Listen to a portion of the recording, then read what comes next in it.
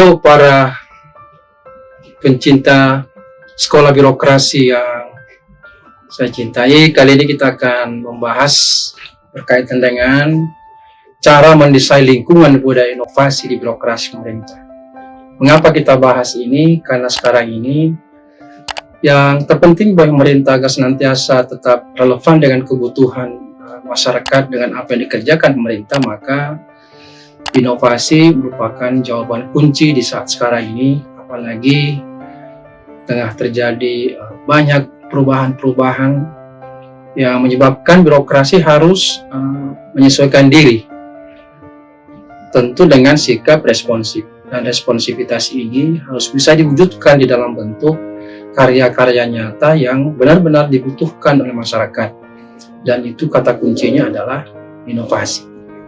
Inovasi ini tentu tidak serta-merta hadir, tetapi memang memerlukan sebuah situasi atau lingkungan yang benar-benar mampu mensupport, sehingga inovasi itu bukan semata-mata setelah menciptakan sebuah inovasi lalu kemudian birokrat sendiri berhenti, karena regulasi tidak cukup untuk membuat inovasi itu sebagai sebuah budaya.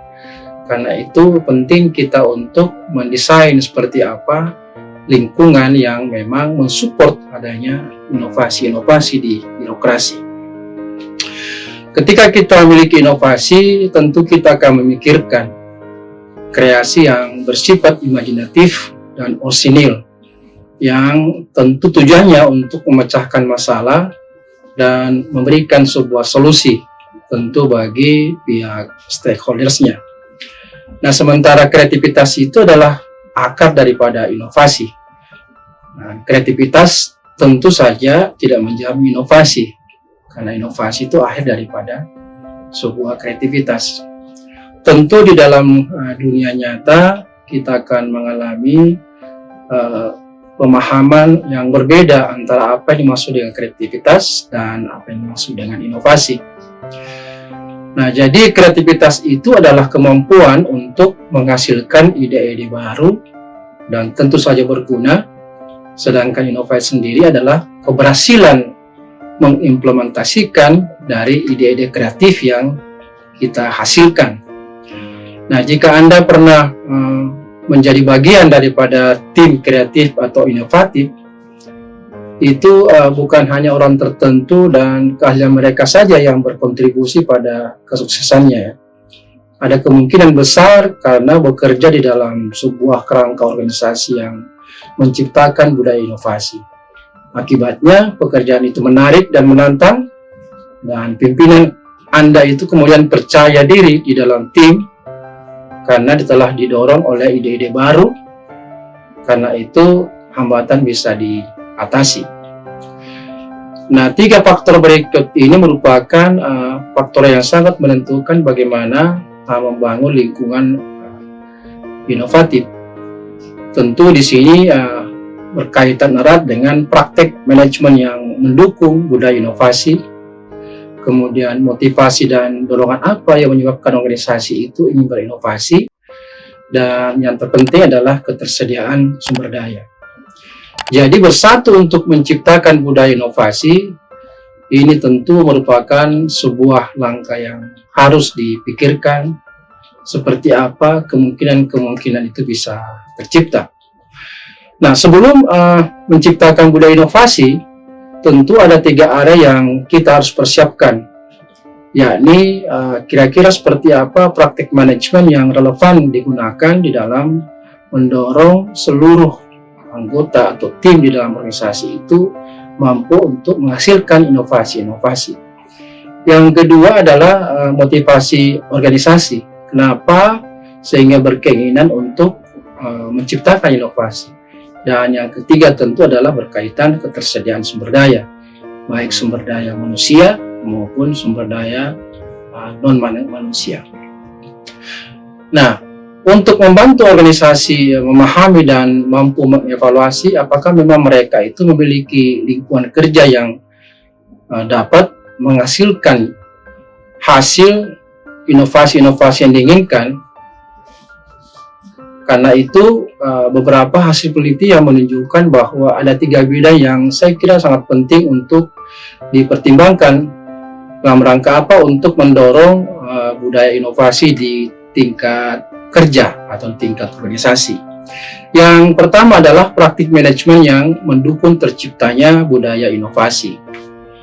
Nah, tentu kita harus pahami bahwa menciptakan budaya inovasi itu bermuara pada kepemimpinan di masing-masing organisasi atau pemerintah daerah lah pimpinan daripada perangkat daerah. Mendorong tindakan dan praktek khusus yang berdampak pada budaya inovasi itu tugas pimpinan adalah bagaimana memberikan kebebasan dan otonomi kepada pegawai kita untuk melaksanakan atau melakukan praktik-praktik kerja ya.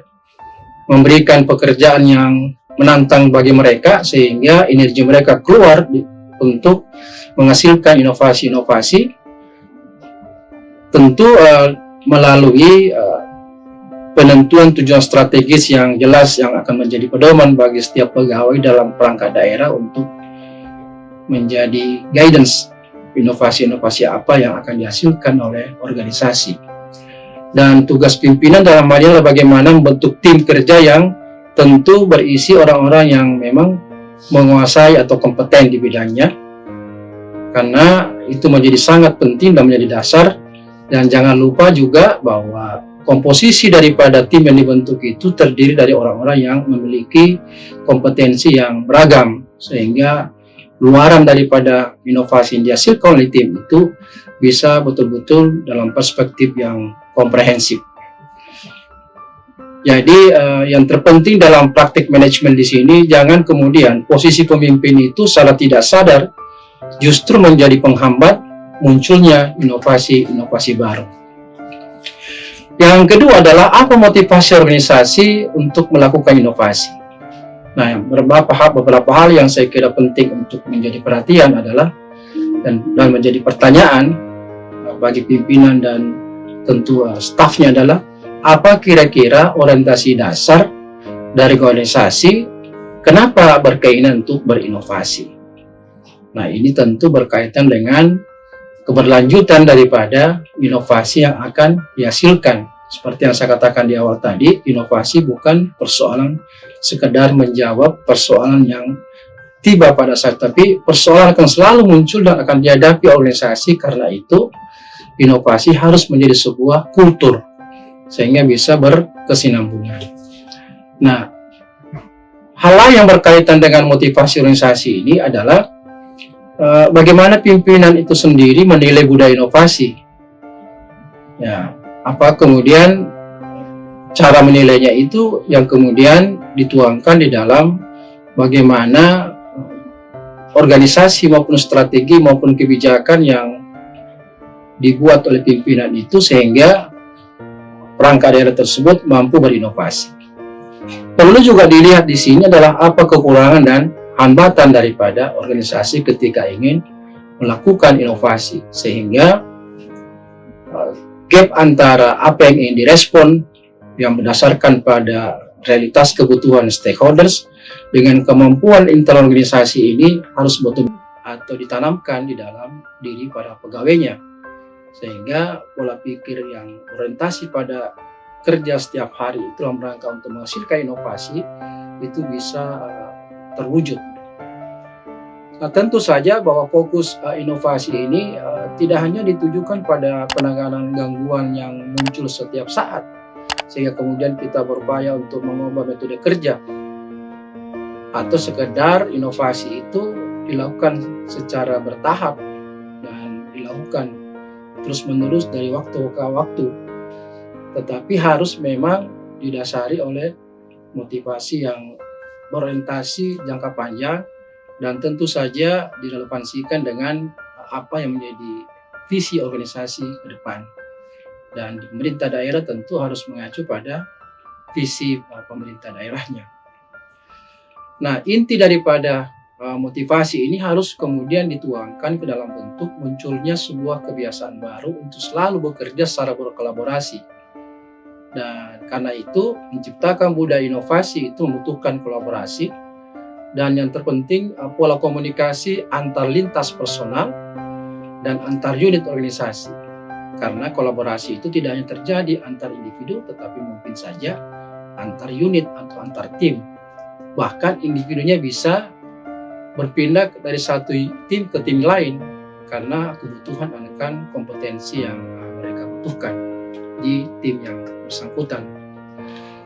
Nah, dorongan organisasi ini merupakan sebuah budaya yang mendorong kreativitas melalui penilaian ide yang adil dan konstruktif oleh pimpinan. Karena itu penghargaan dan pengakuan bagi mereka-mereka yang bekerja dan kreatif itu perlu dilakukan secara institusi ya.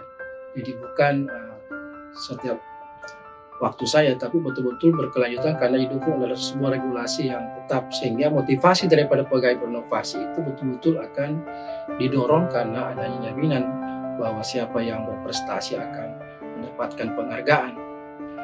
Nah, organisasi juga harus mampu mengembangkan mekanisme mengenai bagaimana di dalam tim itu atau dalam organisasi terus-menerus mampu dikembangkan ide-ide baru. Bagaimana aliran ide tersebut bisa disalurkan dengan baik dan bisa mewujudkan visi daripada inovasi yang diciptakan. Yang berikutnya saya kira bagaimana organisasi dan pimpinan berupaya untuk mengurangi hambatan-hambatan yang kemungkinannya akan terjadi dalam proses inovasi. Jadi karena itu budaya inovasi itu tidaklah dalam konteks akan menghalangi kreativitas lewat persoalan-persoalan politik internal perangkat daerah, tetapi memang harus konteks ini bisa diminimalisir sehingga fokus tetap pada orientasi proses penciptaan inovasi-inovasi. Jadi coba menghilangkan kritik keras terhadap ide-ide baru dari pimpinan. Tidak boleh alergi dengan ide diciptakan itu kemudian dikritik oleh pihak lain, karena itu menjadi cambuk untuk lebih memperbaiki. Bagaimana kemudian menghilangkan persaingan internal yang rusak antar unit, antar individu, karena di sini prinsipnya adalah kolaborasi.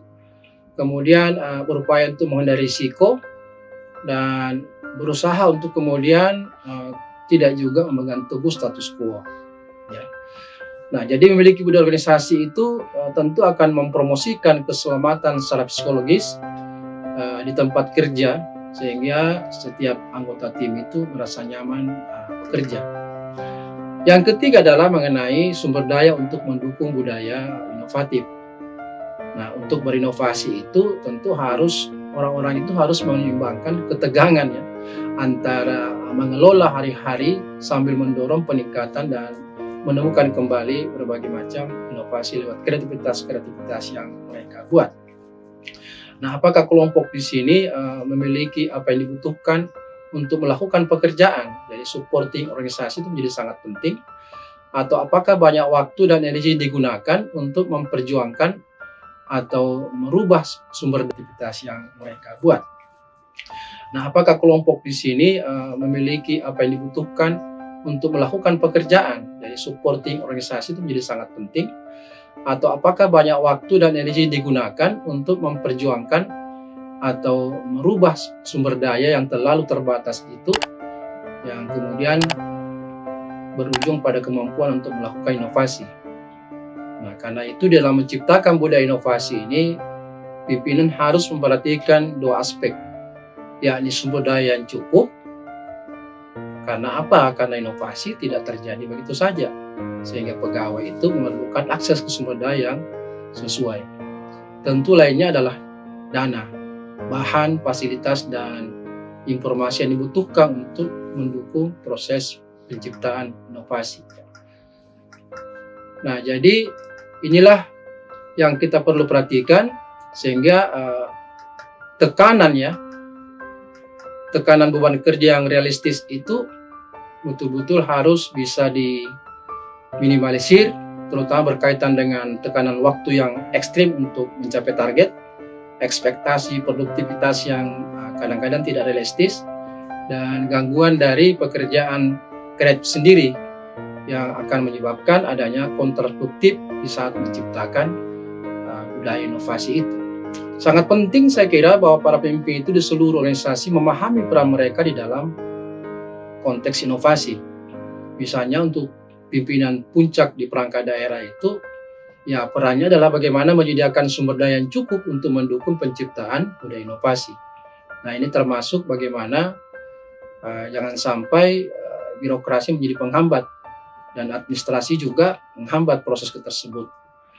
Nah karena itu organisasi harus memang disiapkan lebih banyak oksigen ya, bagi pegawai untuk berinovasi, lebih banyak ruang untuk menjadi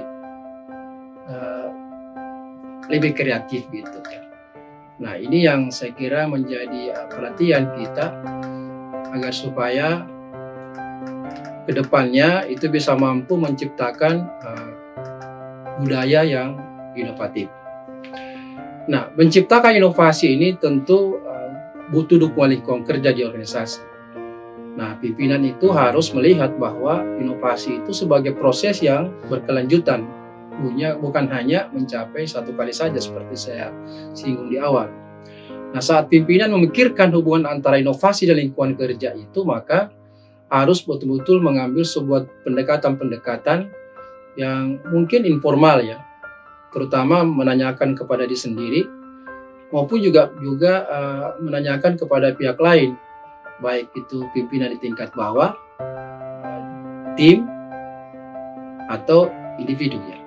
Nah, pertanyaan-pertanyaan penting diajukan itu misalnya dilakukan brainstorming ya, melalui 3 faktor yang telah dipersiapkan seperti yang telah diutarakan sebelumnya. Yaitu apa yang kita lakukan yang dipandang paling mendukung kreativitas dan inovasi.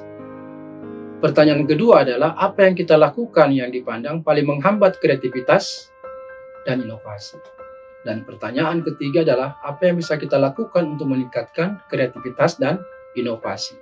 Nah, jawaban ini akan mampu mengungkapkan bidang apa saja yang menjadi keunggulan serta apa saja kebutuhan dalam rangka pengembangan dan hal-hal yang paling penting sehingga terwujud lingkungan budaya inovatif tumbuh dengan baik. Nah, dengan mengumpulkan pemahaman yang lebih dalam tentang apakah dan bagaimana serta iklim Anda ya, di organisasi Anda saat ini, maka akan mendukung inovasi. Jadi kita dapat mengambil langkah untuk menciptakan budaya inovasi yang membawa organisasi ke masa depan yang tentu lebih cerah. Nah, cara untuk mendesain lingkungan kerja yang mendorong tumbuhnya inovasi itu memang ada beberapa faktor yang saya kira penting untuk dipersiapkan oleh pimpinan.